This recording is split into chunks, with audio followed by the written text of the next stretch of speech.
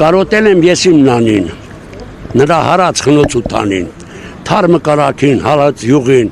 կարոտել եմ ես մեր յուղին, մեր մարաքին, մեր տարմանին, որ տալիսի ես ապրանքին, պուլիկները լիքներնում, յուղ պանիրը ամբողջ տարին։ Կարոտել եմ մեր կոլխոզին, աշխատում ենք մենք սիզոնին, ամբարները լիքներնում, ծորեն, գարին կլոր տարին, մենք լա մեր կոլխոզը, մեր կովերը, մեղունները, ոչխանները, հավը, խոզը,